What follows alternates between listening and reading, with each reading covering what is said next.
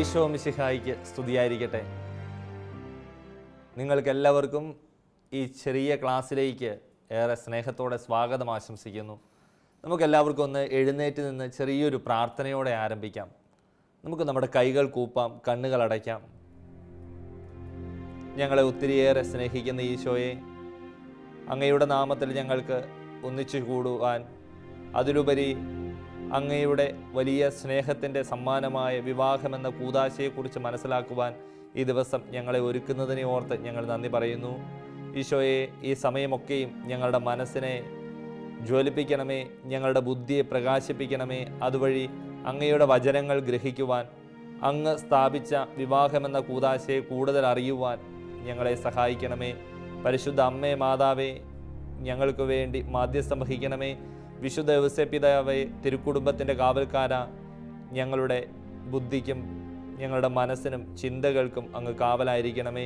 നിത്യം പിതാവിൻ്റെയും പുത്രൻ്റെയും പരിശുദ്ധാത്മാവിൻ്റെയും നാമത്തിൽ ആമേൻ. നിങ്ങൾക്കെല്ലാവർക്കും സുഖമെന്ന് കരുതുന്നു. എല്ലാവരും സന്തോഷത്തോടും ഉണർവോടും കൂടെ ഈ ക്ലാസ്സിൽ പങ്കെടുക്കണമെന്ന് ഓർമ്മിപ്പിക്കുകയാണ്. നമ്മൾ ഇന്ന് പഠിക്കുവാൻ വേണ്ടി പോകുന്നത് വിവാഹമെന്ന കൂദാശയെക്കുറിച്ചാണ്. നമുക്കറിയാം, എല്ലാവരും ഒത്തിരിയേറെ വിവാഹ ചടങ്ങുകളിൽ, തിരുക്കർമ്മങ്ങളിൽ പങ്കുചേർന്നിട്ടുള്ളവരാണ്. നമുക്കെല്ലാവർക്കും സന്തോഷം ഉളവാക്കുന്നൊരു കാര്യമാണ്. നമ്മളെല്ലാവരും ഈ വിവാഹമെന്ന കൂദാശയുടെ ഭാഗമായി ജീവിക്കുന്നവരാണ്. കാരണം നമ്മുടെ മാതാപിതാക്കൾ ഈ കൂദാശ പരിപാവനമായി സ്വീകരിച്ചതുകൊണ്ടാണ്, പരിശുദ്ധമായി ജീവിക്കുന്നത് കൊണ്ടാണ്, നിർമ്മലതയോടെ അവരതിൻ്റെ കടമകൾ, ഉത്തരവാദിത്തങ്ങൾ നിർവഹിക്കുന്നത് കൊണ്ടാണ് നമ്മൾ ഓരോരുത്തരും ഇന്ന് ആയിരിക്കുന്ന അവസ്ഥയിൽ ആയിരിക്കുന്നതും നമ്മൾ ഇപ്രകാരം ഈ പാഠം പഠിക്കുവാൻ പോകുന്നതും. അതുകൊണ്ട് നമ്മൾ അനുഭവിക്കുന്ന, നമ്മൾ എന്തെന്ന് നിത്യജീവിതത്തിൽ, നമ്മുടെ നിത്യേനയുള്ള ജീവിതത്തിൽ അനുഭവിക്കുന്ന ഒരു കാര്യത്തെക്കുറിച്ച് മനസ്സിലാക്കുവാൻ വേണ്ടി പോവുകയാണ്. ഈ പാഠം ഒരുങ്ങിയ മാത്രയിൽ എൻ്റെ മനസ്സിലേക്ക് വന്നത് വിശുദ്ധ 10-ാം പിയൂസ് മാർപ്പാപ്പയുടെ ജീവിതത്തിലെ ഒരു സംഭവകഥ അദ്ദേഹത്തിൻ്റെ ജീവചരിത്രത്തിൽ വായിച്ചതാണ്. ജോസഫ് സാർത്തോ എന്നാണ് അദ്ദേഹത്തിൻ്റെ യഥാർത്ഥ പേര്. മാർപ്പാപ്പയായപ്പോഴാണ് 10-ാം പിയൂസ് എന്ന പേര് സ്വീകരിക്കുന്നത്. അങ്ങനെ മാർപ്പാപ്പയായി തിരഞ്ഞെടുക്കപ്പെട്ട ഈ 10-ാം പിയൂസ് ഒരിക്കൽ അദ്ദേഹത്തിൻ്റെ അമ്മയെ കാണുവാൻ വേണ്ടി സ്വദേശത്തേക്ക് പോവുകയാണ്. അങ്ങനെ എല്ലാവരും വളരെ സന്തോഷത്തിലാണ്. ആ ദേശത്തെ, ആ നാടിൻ്റെ പുത്രൻ മാർപ്പാപ്പയായി, കത്തോലിക്കാ സഭയുടെ പരമാധ്യക്ഷനായി മാറിയിരിക്കുന്നു. അദ്ദേഹത്തെ കാണുവാൻ എല്ലാവരും ചുറ്റും കൂടിയിട്ടുണ്ട്.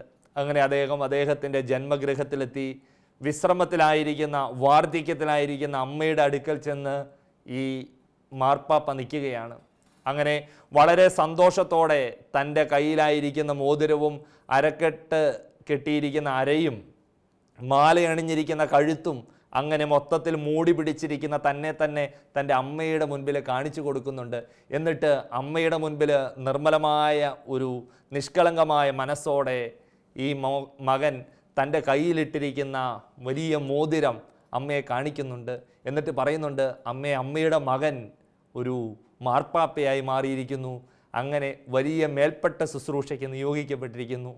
അങ്ങനെ അല്പം ഗമയോടെയും തെല്ലഹങ്കാരത്തോടെയും ഒരു നിർമ്മലമായ ഹൃദയത്തോടെ അമ്മയുടെ മുൻപിൽ നിൽക്കുന്ന ആ മകനെ അമ്മയുടെ കയ്യിലെ പഴകിയ ഒരു വിവാഹമോതിരം കാണിക്കുന്നുണ്ട്.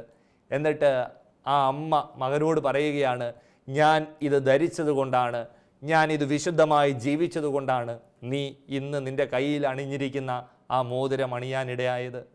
പ്രിയമുള്ള എന്നെ കേൾക്കുന്ന കൂട്ടുകാരെ, നമ്മളെല്ലാവരും ഈ വിവാഹമെന്ന പാഠത്തെ മനസ്സിലാക്കുമ്പോൾ, ഈ പാഠം പഠിക്കുവാൻ ഒരുങ്ങുമ്പോൾ നമ്മുടെ മാതാപിതാക്കളെക്കുറിച്ച് നമുക്കൊന്ന് ചിന്തിക്കാം. ഞാൻ ആദ്യം നിങ്ങളോട് പറഞ്ഞതുപോലെ അവർ വളരെ ഒരുക്കത്തോടെ ഈ കൂദാശ സ്വീകരിച്ചത് കൊണ്ടാണ്, അതിലേറെ നിർമ്മലതയോടെ അവർ ഈ കൂദാശ ജീവിച്ചത് കൊണ്ടാണ്, അതിനപ്പുറം നിർമ്മലമായ ഒരു ഹൃദയത്തോടെ അവരുടെ കടമകൾ അവർ നിർവഹിച്ചത് കൊണ്ടാണ് നമ്മൾ ഓരോരുത്തരും, മക്കളായ നമ്മൾ ഓരോരുത്തരും ഇന്ന് ആയിരിക്കുന്നത്. അതുകൊണ്ട് നമുക്ക് നമ്മുടെ മാതാപിതാക്കളോട് കൂടുതൽ സ്നേഹത്തോടെ, ബഹുമാനത്തോടെ നമ്മൾ അവരെ കാണണം, മനസ്സിലാക്കണം, ആദരിക്കണമെന്നൊക്കെ നമ്മൾ മനസ്സിലാക്കേണ്ടത് ഈ പാഠം പഠിക്കുമ്പോഴാണ്.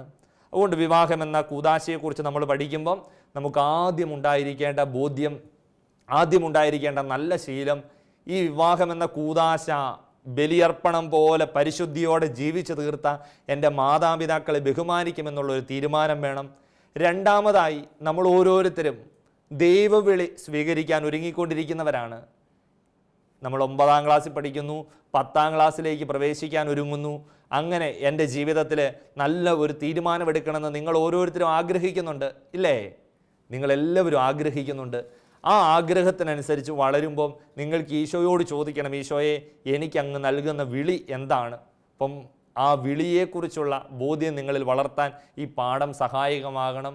മൂന്നാമതായി, നമ്മുടെയൊക്കെ ഇടവകളിൽ, നമ്മുടെ എല്ലാം കുടുംബങ്ങളിൽ, നമ്മുടെ എല്ലാം ബന്ധങ്ങളിൽ, പരിചയത്തിൽ ഒത്തിരിയേറെ പേര് വിവാഹം കഴിക്കുന്നുണ്ട് ഈ നാളുകളിൽ. അപ്പം അവരെ നമ്മൾ ഓർത്ത് സമർപ്പിച്ച് പ്രാർത്ഥിക്കണം.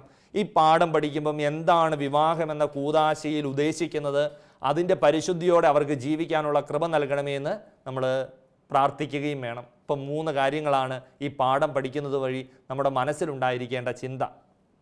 നമുക്ക് ഒരു ബൈബിൾ ഭാഗം വായിച്ചുകൊണ്ട് ഈ പാഠഭാഗത്തിലേക്കൊന്ന് പ്രവേശിക്കാം. നമുക്കെല്ലാവർക്കും നമ്മുടെ ബൈബിൾ എടുക്കാം. വിശുദ്ധ മത്തായി അറിയിച്ച നമ്മുടെ കർത്താവ് ഈശോ മിശിഹായുടെ പരിശുദ്ധ സുവിശേഷം 19ാം അധ്യായം 3 മുതൽ 6 വരെയുള്ള തിരുവചനങ്ങൾ. ഫരീസേയർ അടുത്ത് ചെന്ന് അവനെ പരീക്ഷിച്ചുകൊണ്ട് ചോദിച്ചു, ഏതെങ്കിലും കാരണത്താൽ ഒരുവൻ ഭാര്യയെ ഉപേക്ഷിക്കുന്നത് നിയമാനുസൃതമാണോ? അവൻ മറുപടി പറഞ്ഞു, സൃഷ്ടാവ് ആദ്യം മുതലേ അവരെ പുരുഷനും സ്ത്രീയുമായി സൃഷ്ടിച്ചുവെന്നും ഇക്കാരണത്താൽ പുരുഷൻ പിതാവിനെയും മാതാവിനെയും വിട്ട് ഭാര്യയോട് ചേർന്നിരിക്കും, അവർ ഇരുവരും ഏക ശരീരമായി തീരുമെന്ന് അവിടുന്ന് അരുളി ചെയ്തിട്ടുണ്ടെന്നും നിങ്ങൾ വായിച്ചിട്ടില്ലേ? തന്മൂലം പിന്നീട് ഒരിക്കലും അവർ രണ്ടല്ല ഒറ്റ ശരീരമായിരിക്കും. ആകയാൽ ദൈവം യോജിപ്പിച്ചത് മനുഷ്യൻ വേർപെടുത്താതിരിക്കട്ടെ. നമ്മുടെ കർത്താവായ മിശിഹായ്ക്ക് സ്തുതി. പ്രിയമുള്ള കുട്ടികളെ, നമ്മൾ വിവാഹത്തെക്കുറിച്ച് ഈശോ തന്നെ പഠിപ്പിക്കുന്ന, ഈശോ തന്നെ തൻ്റെ ശിഷ്യരോട്, തന്നോട് സംശയം ചോദിച്ചവരോട് ആധികാരികമായി പഠിപ്പിക്കുന്നൊരു വചനഭാഗമാണ് നമ്മൾ വായിച്ചു കേട്ടത്. നമുക്ക് ബൈബിളിൻ്റെ ഏടുകളിലേക്ക് പോയാൽ അതിൻ്റെ ആദ്യത്തെ പുസ്തകത്തിൽ, ഉൽപ്പത്തി പുസ്തകത്തിൽ നമ്മൾ കാണുന്ന ആദ്യ കുടുംബമുണ്ട്. ഏതാണ് ആദ്യ കുടുംബം? ആദവും ഹവ്വായും അടങ്ങുന്ന ആദ്യ കുടുംബം. നിങ്ങൾക്ക് എല്ലാവർക്കും അറിയാം. നിങ്ങളെല്ലാം മിടുക്കരോടെ ആവേശത്തോടെ ആദ്യ കുടുംബത്തെക്കുറിച്ച് സംസാരിക്കുന്നു.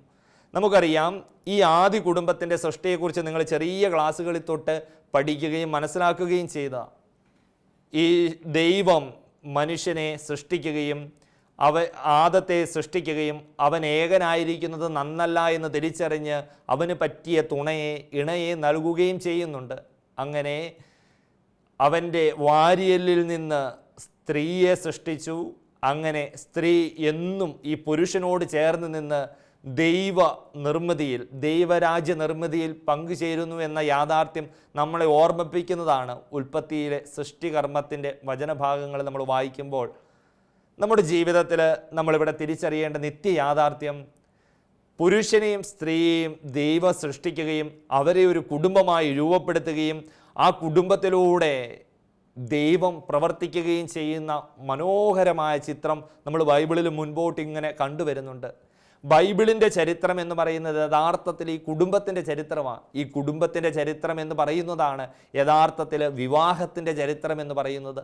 അതുകൊണ്ട് ദൈവം മനുഷ്യനെ സ്ത്രീയും പുരുഷനുമായി സൃഷ്ടിച്ച് അവരെ തമ്മിൽ പരസ്പരം യോജിപ്പിക്കുന്നത് സൃഷ്ടികർമ്മത്തിൻ്റെ ആദ്യ ഭാഗത്ത് നമ്മൾ കാണുന്നതാണ്. അങ്ങനെയെങ്കിൽ യഥാർത്ഥത്തിൽ ഈ സൃഷ്ടികർമ്മം നിർവഹിക്കുകയും അവരെ ഒന്നിപ്പിക്കുകയും ചെയ്യുന്ന ദൈവം തന്നെയാണ് ഇന്നും വിവാഹമെന്ന കൂദാശയെ ആശീർവദിക്കുന്നതും അനുഗ്രഹിക്കുന്നതും വിവാഹത്തിൻ്റെ കടമകൾ നിർമ്മലതയോടെ നിറവേറ്റുവാൻ അവരെ പ്രാപ്തരാക്കുന്നതും. അതുകൊണ്ട് നമ്മൾ ഈ പാഠം പഠിക്കുമ്പോൾ നമ്മുടെ മനസ്സിലുണ്ടായിരിക്കേണ്ട ആദ്യ കുടുംബത്തിൻ്റെ ചിത്രം നമ്മുടെ മനസ്സിൽ എന്നും നമ്മൾ പച്ചകെടാതെ സൂക്ഷിക്കണം. ഫുൾട്ടൻ ജേഷീൻ മെത്രാൻ, വളരെ വാഗ്മിയും വചനപ്രഘോഷകനുമായ ഫുൾട്ടൻ ജേഷീൻ വളരെ പ്രസിദ്ധമായ തൻ്റെ പുസ്തകത്തിൽ ഇപ്രകാരം പറയുന്നുണ്ട്. ആ പുസ്തകത്തിൻ്റെ പേരിതാണ് 3 Men to Get Married. 3 Men to Get Married എന്ന തൻ്റെ വിശ്വപ്രസിദ്ധമായ പുസ്തകത്തിൽ ഫുൾട്ടൻ ജേഷീൻ എന്ന വാഗ്മി ഇപ്രകാരം പറയുന്നുണ്ട്. താൻ പാതി ദൈവം പാതി എന്നതല്ല കുടുംബ ജീവിതത്തിൽ, താൻ മുഴുവനും എന്നുള്ളതാണ് കുടുംബജീവിതത്തിൻ്റെ അന്തസത്ത. ഞാൻ നിനക്ക് മുഴുവനായി നൽകുന്നു, നീ എനിക്ക് മുഴുവനായി നൽകുന്നു, നമ്മൾ മുഴുവനായി ദൈവത്തിന് നൽകുന്നു. താൻ പാതി ദൈവം പാതി എന്നുള്ളതല്ല കുടുംബത്തിൽ, താൻ പൂർണ്ണമായി നൽകുന്നു എന്നുള്ളതാണ് കുടുംബജീവിതത്തിൻ്റെ അന്തസത്ത. ഞാൻ നിനക്ക് പൂർണ്ണമായി നൽകുന്നു, നീ എനിക്ക് പൂർണ്ണമായി നൽകുന്നു, നമ്മൾ ഒരുമിച്ച് ദൈവത്തിന് പൂർണ്ണമായി നൽകുന്നു. പ്രിയമുള്ളവരെ, വിവാഹ ജീവിതത്തിൻ്റെ അന്തസത്ത എന്ന് പറയുന്നത് യഥാർത്ഥത്തിൽ ഈ പരസ്പര സമർപ്പണത്തിൻ്റെ, ആത്മസമർപ്പണത്തിൻ്റെ, പങ്കുവയ്ക്കലിൻ്റെ, ഐക്യത്തിൻ്റെ വലിയ മനോഭാവമാണെന്ന് നിങ്ങളെല്ലാവരും ഓർത്തിരിക്കണം.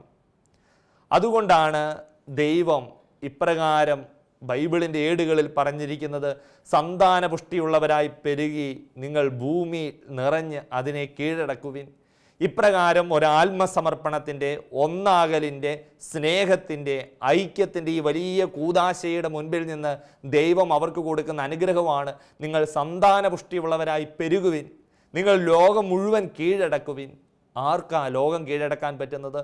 ആർക്കാണ് ലോകത്തിൽ പെരുകാൻ പറ്റുന്നതെന്ന് ദൈവം തലമുറകളോളം വരുന്ന ദൈവത്തിൻ്റെ ജനതയെ പഠിപ്പിക്കുന്നത് ഇപ്രകാരമാണ്. ആർക്കിപ്രകാരമുള്ള അഭേദ്യമായ അഭിവാജ്യമായ സ്നേഹമുണ്ടോ, ഐക്യമുണ്ടോ, പരസ്പര ആത്മസമർപ്പണമുണ്ടോ, അവർക്കാണ് വളർച്ചയെന്ന് നമ്മളെ ഓർമ്മപ്പെടുത്തുക. അതുകൊണ്ട് നമ്മൾ ഇപ്രകാരം ഈ പാഠം, വിവാഹം എന്ന കൂദാശയെക്കുറിച്ച് പഠിക്കുമ്പോൾ നമ്മൾ മനസ്സിലാക്കേണ്ടത് ഇതൊരു ആത്മസമർപ്പണത്തിൻ്റെ വലിയ കൂദാശയാണ്. ഇതൊന്നാകലിൻ്റെ വലിയ കൂദാശയാണ്. ഈ കൂദാശ സ്വീകരിക്കുന്നതിലൂടെ വലിയ ദൗത്യം ഏറ്റെടുക്കുന്ന മനുഷ്യനുണ്ട്. അതുകൊണ്ട് ദൈവം പൂർണ്ണമായി യോജിപ്പിച്ചത് മനുഷ്യൻ വേർപ്പെടുത്താതിരിക്കട്ടെ എന്നുള്ള വലിയ ഓർമ്മപ്പെടുത്തൽ നമ്മുടെ മനസ്സിലുണ്ടാകണം. ഇനി എങ്ങനെയാണ് ഈ വിവാഹം ഒരു സ്നേഹത്തിൻ്റെ ഉടമ്പടിയാകുന്നത്? നമുക്കറിയാം, വിവാഹം ഒരു ആത്മസമർപ്പണമാണ്. നേരത്തെ ഫുൾട്ടൻ ജേഷിൻ്റെ വാക്കുകളിൽ പറഞ്ഞതുപോലെ, ഞാൻ നിനക്ക് പൂർണ്ണമായി നൽകുന്നു, നീ എനിക്ക് പൂർണ്ണമായി നൽകുന്നു, നമ്മൾ ദൈവത്തിന് പൂർണ്ണമായി നൽകുന്നു. ഇതാണ് ആത്മസമർപ്പണം. നമുക്കറിയാം, നമ്മുടെ മാതാപിതാക്കളുടെ ജീവിതത്തിലേക്കൊക്കെ നിങ്ങളൊന്ന് നോക്കിക്കേ, അവരെന്തുമാത്രം ത്യാഗമാണ് അനുഷ്ഠിക്കുന്നത്. അബ്ദുൽ കലാമിൻ്റെ ജീവിതത്തിൽ നിന്ന് മനോഹരമായ ഒരു ഏട് എൻ്റെ ഓർമ്മയിലേക്ക് കടന്നു വരുന്നുണ്ട്. അത് ഞാൻ നിങ്ങളുമായി പങ്കുവയ്ക്കാം. അങ്ങനെ അബ്ദുൽ കലാമിൻ്റെ പിതാവ് ഒരു മീൻപിടുത്തക്കാരനായിരുന്നു. അങ്ങനെ അദ്ദേഹം തൻ്റെ ജോലിയെല്ലാം കഴിഞ്ഞ് ഒരു പ്രഭാതത്തിൽ വീട്ടിലേക്ക് കടന്നു വരികയാണ്. അബ്ദുൽ കലാമിനറിയാം ഇന്ന് വീട്ടിൽ ഒരു പൊട്ടിത്തെറി ഉണ്ടാവും. കാരണം കഴിഞ്ഞ ദിവസം, തലേ ദിവസം വീട്ടിലുണ്ടായിരുന്ന അല്പം മാവ് കൊണ്ട് അമ്മ റൊട്ടി ഉണ്ടാക്കി വെച്ചിട്ടുണ്ട്. നിർഭാഗ്യവശാൽ ആ റൊട്ടി മുഴുവൻ കരിഞ്ഞുണങ്ങിയിരിക്കുകയാണ്. അപ്പോൾ അബ്ദുൽ കലാം ഉറപ്പിച്ചു, ഇന്ന് ഈ വീട്ടിൽ പ്രശ്നമുണ്ടാകും. കാരണം വിശന്ന് വലഞ്ഞു വരുന്ന, കഷ്ടപ്പെട്ടതിന് ശേഷം അല്പം ആഹാരം രുചിയോടെ കഴിക്കാൻ വരുന്ന അപ്പൻ്റെ മുൻപിൽ കരിഞ്ഞുണങ്ങിയ റൊട്ടിക്കഷ്ണം കിട്ടുമ്പോൾ അപ്പച്ചൻ ഏതായാലും കോപിക്കുമെന്നുള്ളത് അവന് നിശ്ചയമാണ്. അങ്ങനെ സായാഹ്നമായി, പിറ്റേ ദിവസം പ്രഭാതമായി ഈ അബ്ദുൽ കലാമിൻ്റെ പിതാവ് ജോലിയെല്ലാം കഴിഞ്ഞ് അവിടെ എത്തി. പക്ഷേ അബ്ദുൽ കലാം കണ്ടുമുട്ടിയത് തെല്ലമ്പരപ്പിക്കുന്നൊരു കാഴ്ചയാണ്. ആഹാരത്തിന് മുൻപിലിരുന്ന് വളരെ രുചികരമായി, ആസ്വാദകരമായി തൻ്റെ പിതാവ് ഈ ഭക്ഷണം മുഴുവൻ കഴിക്കുന്നു. ശേഷം അവിടെ നിന്ന് എഴുന്നേറ്റ് തൻ്റെ ഭാര്യയുടെ നെറ്റിയിൽ ഒരു ചുടുചുംബനം നൽകി കടന്നു പോകുന്നു. അങ്ങനെ രാത്രി കിടക്കാനായി, അന്നേ ദിവസം രാത്രി കിടക്കാനായി അബ്ദുൽ കലാം തൻ്റെ പിതാവിൻ്റെ അടുക്കൽ നിന്ന് ചോദിക്കുന്നുണ്ട്, പിതാജി, ഇന്ന് അങ്ങ് പണി കഴിഞ്ഞ് വരുമ്പോൾ, ജോലി കഴിഞ്ഞ് വരുമ്പോൾ അമ്മയുണ്ടാക്കി വെച്ചിരുന്ന റൊട്ടി കരിഞ്ഞു പോയിട്ടും എന്തുകൊണ്ടാണ് അമ്മയെ വഴക്ക് പറയാതിരുന്നത്? അതുമാത്രമല്ല, അതിനുശേഷം നെറ്റിയിൽ ഒരു ചുടുചുംബനം കൊടുത്ത് അങ്ങ് കടന്നു പോകുന്നത് ഞാൻ ശ്രദ്ധിച്ചു. എൻ്റെ കണ്ണുകൾ അന്നേരം നിറഞ്ഞു. എന്തുകൊണ്ടാണ് പിതാജി അങ്ങ് അമ്മയോട് ദേഷ്യപ്പെടാതിരുന്നത്? ഈ സമയം അബ്ദുൽ കലാമിനോട് തൻ്റെ പിതാവ് പറയുന്നത് ഇപ്രകാരമാണ്: നമ്മുടെ അമ്മ എത്രയോ ദിവസങ്ങൾ നമുക്ക് വേണ്ടി അധ്വാനിക്കുന്നു. നമുക്ക് വേണ്ടി അടുക്കളയിൽ യഥാർത്ഥത്തിൽ അമ്മ പുകഞ്ഞു തീരുകയാണ്, കരിഞ്ഞുണങ്ങുകയാണ്. അങ്ങനെയെങ്കിൽ അമ്മയുണ്ടാക്കിയ ആഹാരത്തിന് ഒരു നേരം അല്പം രുചി കുറഞ്ഞു പോയി എന്നതിൻ്റെ പേരിൽ നമ്മൾ എന്തിന് പരാതിപ്പെടുന്നു? അബ്ദുൽ കലാം തൻ്റെ അഗ്നിച്ചിറകുകൾ എന്ന പുസ്തകത്തിൽ എഴുതി വയ്ക്കുന്ന ഈ മനോഹരമായ വരികൾ വായിക്കുമ്പോൾ നമ്മൾ ചിന്തിക്കേണ്ടത്, നമ്മുടെ അപ്പനും അമ്മയും എന്തുമാത്രം ത്യാഗം അനുഷ്ഠിച്ചിട്ടാണ് ജീവിക്കുന്നത്, അവരെന്തുമാത്രം ആത്മസമർപ്പണം നടത്തിയിട്ടാണ് കുടുംബജീവിതത്തിൽ നയിക്കുന്നത്. ഇങ്ങനെ ഒരു ആത്മസമർപ്പണത്തിൻ്റെ കഥ വിവാഹമെന്ന കൂദാശയ്ക്ക് എല്ലാ കുടുംബജീവിതത്തിലും പറയാനുണ്ട്. ഞാനിത് നിങ്ങളോട് പറയുമ്പോൾ തന്നെ ഇതിലേറെ മനോഹരമായ ഉദാഹരണങ്ങൾ നിങ്ങളുടെ ജീവിത സാഹചര്യങ്ങളിൽ നിന്ന്, നിങ്ങളുടെ അപ്പച്ചൻ അമ്മച്ചിക്ക് വേണ്ടി എടുത്ത ആത്മസമർപ്പണത്തിൻ്റെ കഥ, നിങ്ങളുടെ അമ്മച്ചി നിങ്ങളുടെ മമ്മി പപ്പായ്ക്ക് വേണ്ടി എടുത്ത ആത്മസമർപ്പണത്തിൻ്റെ കഥ നിങ്ങളുടെ മനസ്സിൽ കടന്നു വരുന്നുണ്ടാവും. അങ്ങനെ ഒരു ആത്മസമർപ്പണത്തിൻ്റെ കഥ ഇതിന് പറയാനുണ്ട്.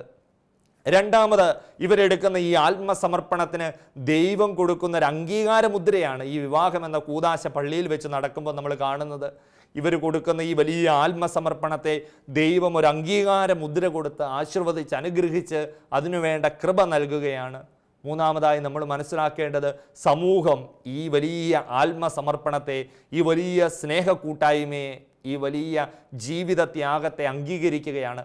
അതുകൊണ്ടാണ് സമൂഹ മധ്യത്തിൽ വെച്ച് എല്ലാവരുടെയും മുൻപിൽ വെച്ച് വിവാഹമെന്ന കൂദാശ ആശീർവദിക്കപ്പെടുന്നത്. നമുക്കറിയാം, നമ്മൾ മനസ്സിലാക്കുന്നത് പോലെ വിവാഹത്തിൽ ഭാര്യ ഭർത്താവിനും ഭർത്താവ് ഭാര്യയ്ക്കും പരസ്പരം ആത്മസമർപ്പണം നൽകുന്നത് കൊണ്ടാണ് ഈശോ ഇപ്രകാരം പറയുന്നത്, ഇവർ ഇരുവരും ഏക ശരീരമായി തീരും.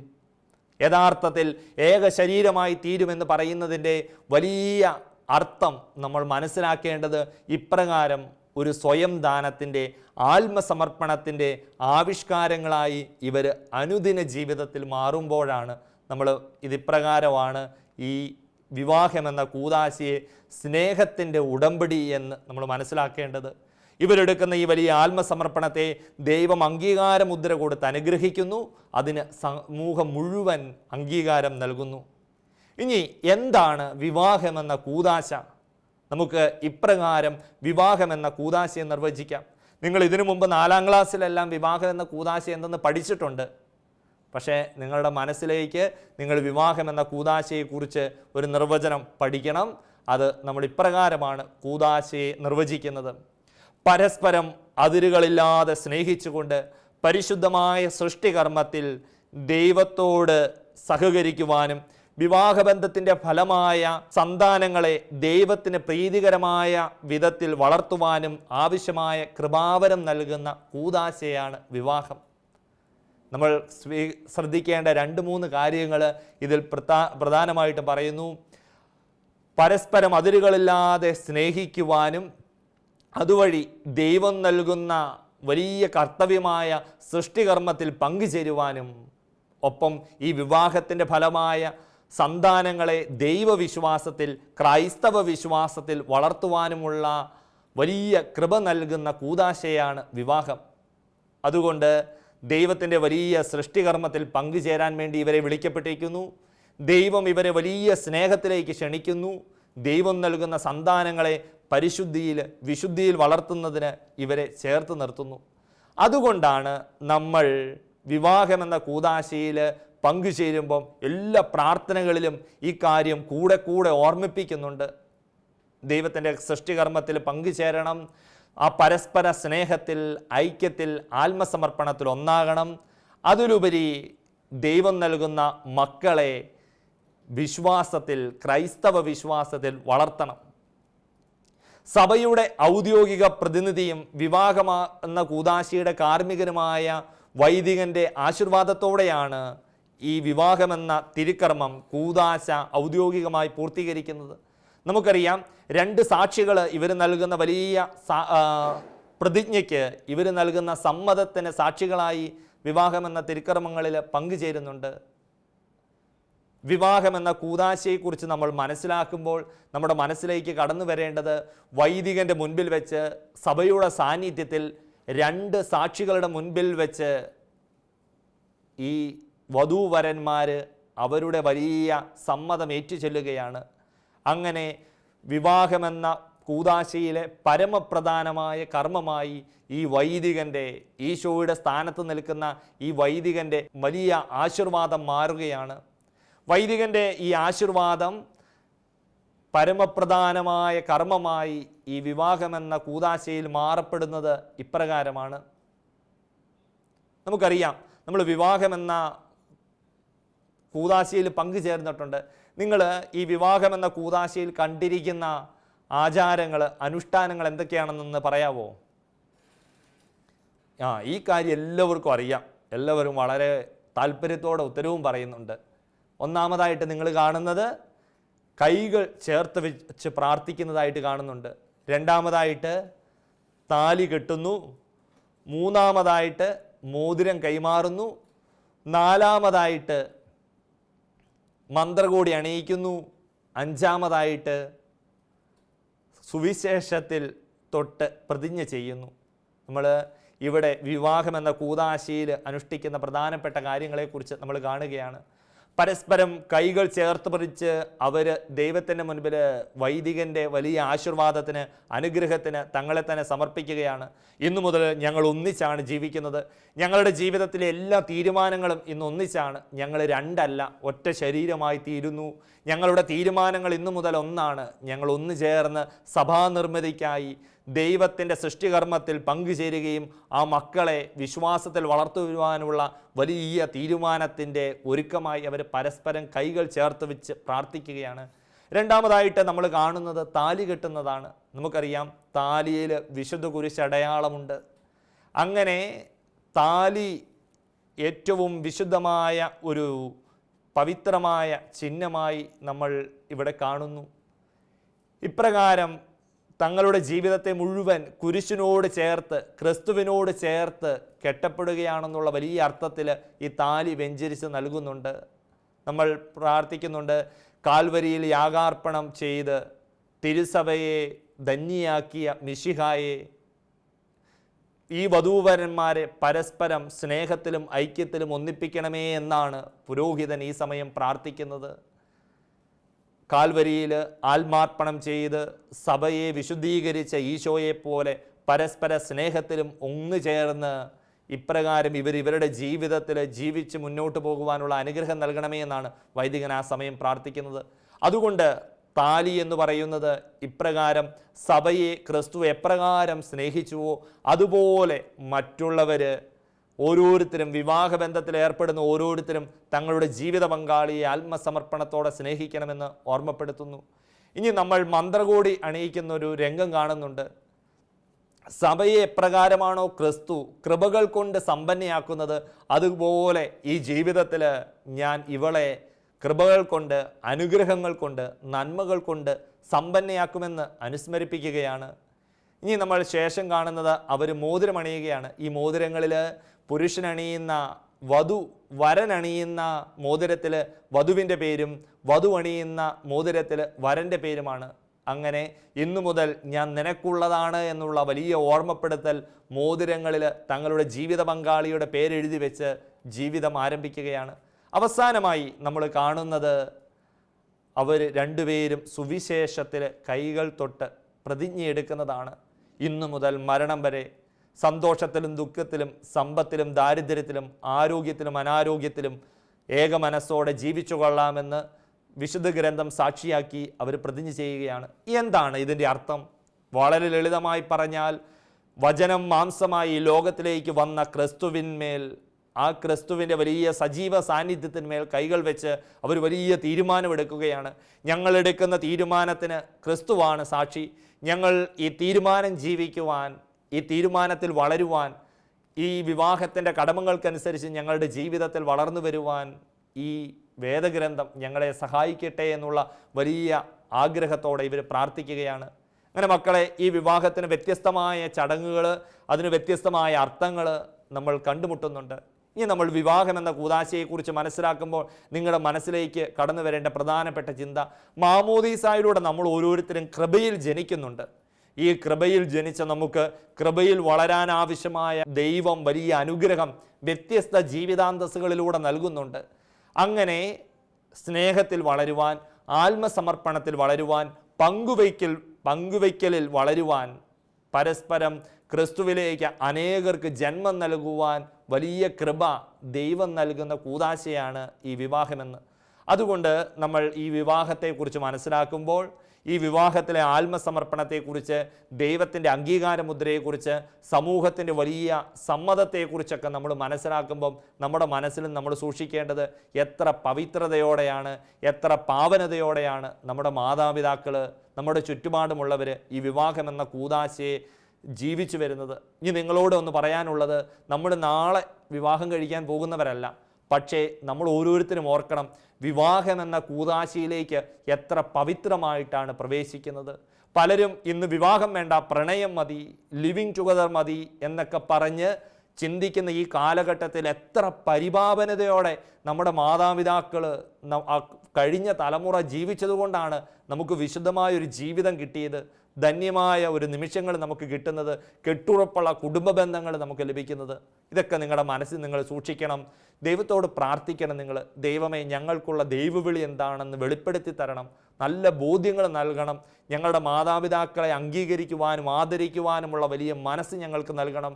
സഭയ്ക്ക് ഇത്രമേൽ കെട്ടുറപ്പ് നൽകുന്ന ഈ കൂദാശയെ കൂടുതൽ സ്നേഹിക്കാനും ബഹുമാനിക്കാനും നമുക്ക് സാധിക്കണം. അതുകൊണ്ട് നമ്മുടെ മനസ്സിൽ ഇതെല്ലാം ഉണ്ടാകട്ടെ. ഇന്ന് നിങ്ങളുടെ മനസ്സിൽ ഓർമ്മയ്ക്കായി ഒരു വചനം നൽകുന്നു. ആ വചനം ഇതാണ്: ആകയാൽ ദൈവം യോജിപ്പിച്ചത് മനുഷ്യൻ വേർപ്പെടുത്താതിരിക്കട്ടെ. വളരെ ലളിതമായൊരു വചനമാണ്. വിവാഹത്തിൻ്റെ അന്തസത്ത വെളിപ്പെടുത്തുന്നു. നമ്മളെല്ലാവരും പഠിക്കണം. മത്തായിയുടെ സുവിശേഷം 19-ാം അധ്യായം 6-ാം തിരുവചനം: ആകയാൽ ദൈവം യോജിപ്പിച്ചത് മനുഷ്യൻ വേർപ്പെടുത്താതിരിക്കട്ടെ. നിങ്ങൾക്ക് നൽകുന്ന ഹോംവർക്ക് ഈ ക്ലാസ്സിൽ ഞാൻ പറഞ്ഞു. വിവാഹത്തിൻ്റെ വ്യത്യസ്തമായ ആചാരങ്ങളെക്കുറിച്ച് നിങ്ങൾ വ്യത്യസ്തമായ 6 കാര്യങ്ങൾ, തിരുക്കർമ്മങ്ങൾ, അനുഷ്ഠാനങ്ങൾ ഇതിൽ നമ്മൾ വ്യക്തമായി നടത്തുന്നുണ്ട്. ഈ ക്ലാസ്സിൽ അതിൻ്റെ ചിത്രങ്ങളെല്ലാം കാണിച്ചതാണ്. അതിനെക്കുറിച്ചും അതിൻ്റെ ദൈവികമായ അർത്ഥത്തെക്കുറിച്ചും നിങ്ങൾ ചെറിയൊരു നോട്ട് തയ്യാറാക്കി നിങ്ങളുടെ അധ്യാപകർക്ക് കൈമാറണം. അപ്പം നമുക്ക് എഴുന്നേറ്റ് നിന്ന് ഒരു കൊച്ചു പ്രാർത്ഥനയോടെ ഈ ക്ലാസ് ഒന്ന് അവസാനിപ്പിക്കാം. സ്നേഹനാഥനായ ഈശോയെ, അങ്ങ് സ്ഥാപിച്ച വിവാഹമെന്ന കൂദാശ വിശ്വസ്തയോടെ ജീവിച്ചു തീർക്കുന്ന ഞങ്ങളുടെ മാതാപിതാക്കളെ പ്രതി ഞങ്ങൾ നന്ദി പറയുന്നു.